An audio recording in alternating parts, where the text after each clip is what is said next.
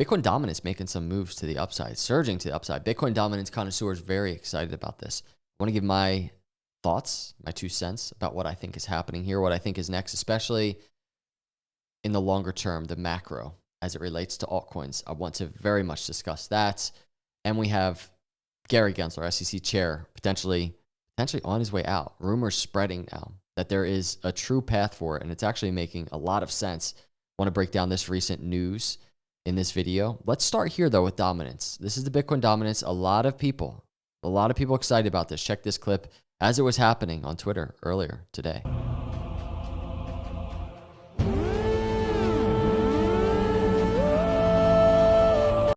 The drama.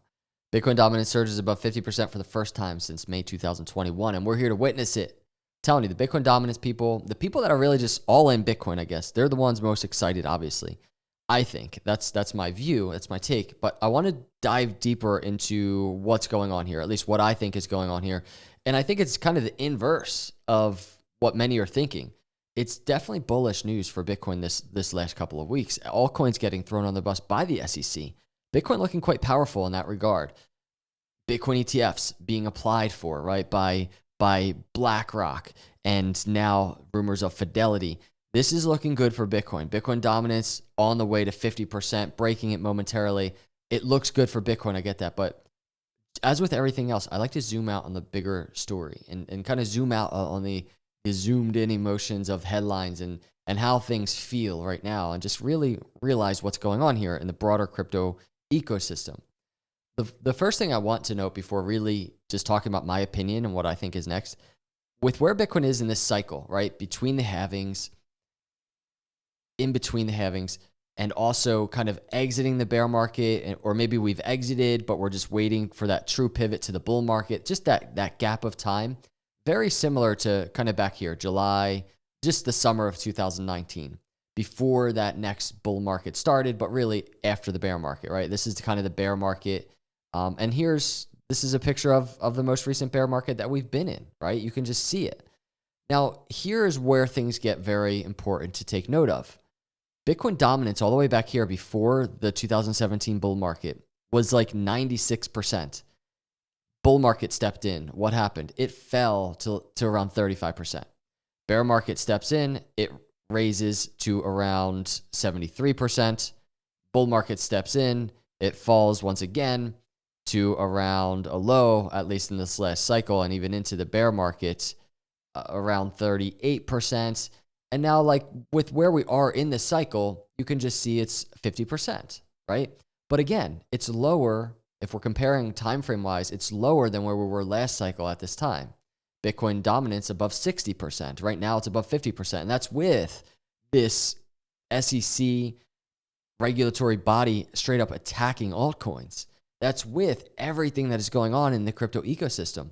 So the thing that I really want to point out is we started here, and throughout the cycle that followed, we got a lower high, and this is like an exact Fibonacci 618 lower high right here. And we have a 618 Fibonacci here. So when I'm charting a Fibonacci, what I'm doing is I'm just taking the last swing high to swing low, and I'm just charting kind of this lower high Fibonacci. So the 618, 60%, 786, right around 66%. That's kind of in play for Bitcoin dominance even still. So as we do cycle through the rest of this bear or the pivot to the next bull market, I will be watching this gap. I have room for Bitcoin dominance to continue rising, but even if that were the case, you're going to see a lot of bullishness from the Bitcoin dominance connoisseurs. Even if that's the case, we're still in a macro downtrend. And the reason why I think we'll continue in a macro downtrend, and I don't think Bitcoin dominance is going to just soar to above 80% again, and I could be very wrong. I realize that. This is just my opinion.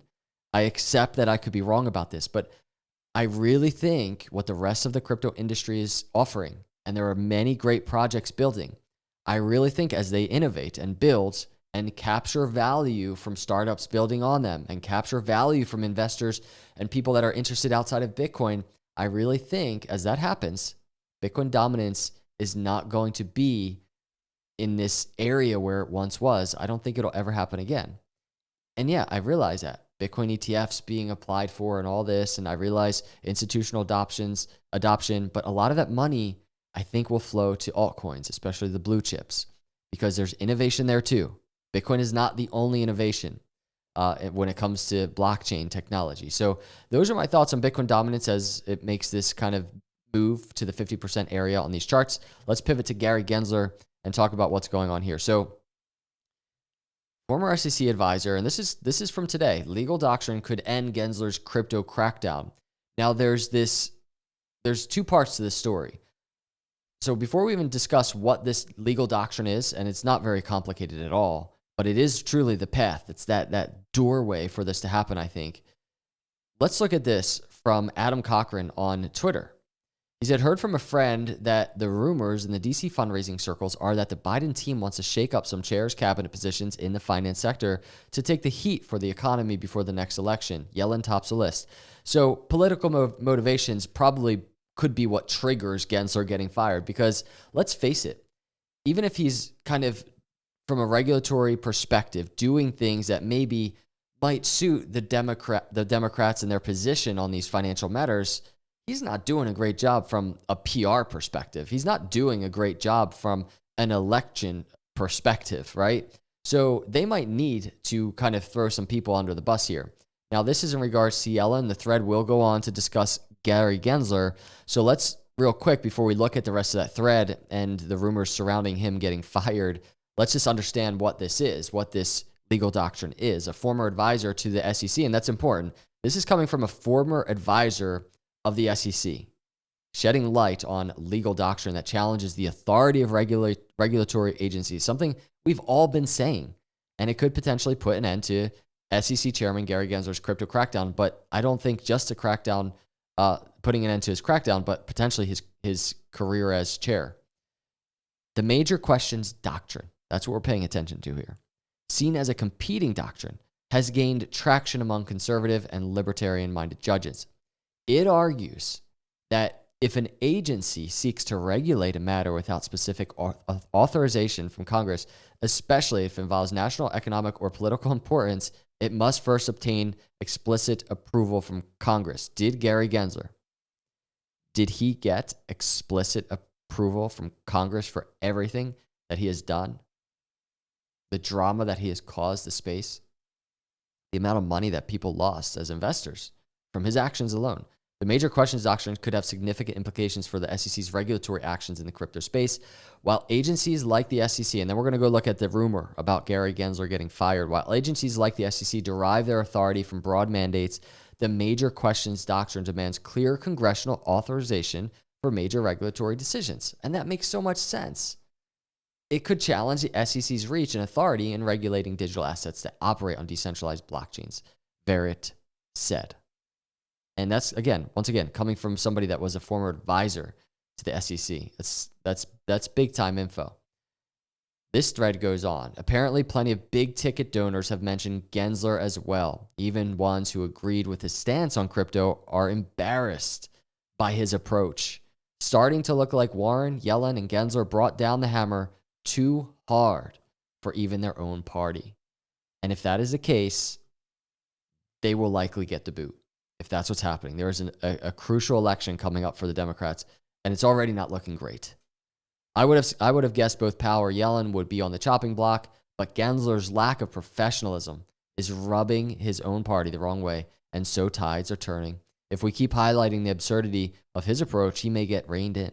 Of course, we always get these types of rumors and strategy talks before re-election, so hard to say what weight it holds, but it's clear that their most connected donors are starting to talk. People are getting unhappy because this is making them look ridiculous. Because it's ridiculous what Gary Gensler and the SEC has been doing for years, not offering any clarity, and actually just all of these contradictions all over the place that we've been tracking on this YouTube channel. I'm not going to name them all in this video. All of the contradictions and just really stifling innovation in the United States, pushing money abroad, pushing innovation abroad, and just completely just making the United States look absolutely terrible. So that's the rumor. And so that's the rumor, but it's this that really could be the path forward, right? The legal doctrine that could really end not only the crackdown, but I think potentially Gary Gensler's time as chair. That could be the vehicle to do so if the Biden administration really wants to take this route and kind of get rid of Biden along with Yellen. So we're going to see how that plays out. But I wanted to put that news out there because these rumors might continue to kind of increase, and that will be something for us to track, obviously. Let me know your thoughts, everybody. I appreciate you if you're here. If you're not a subscriber, please hit that subscribe for me. I really just am enjoying growing this YouTube channel, and your support truly makes that happen. So hit the like as well if you enjoyed this content. I'll see you in the next video. God bless.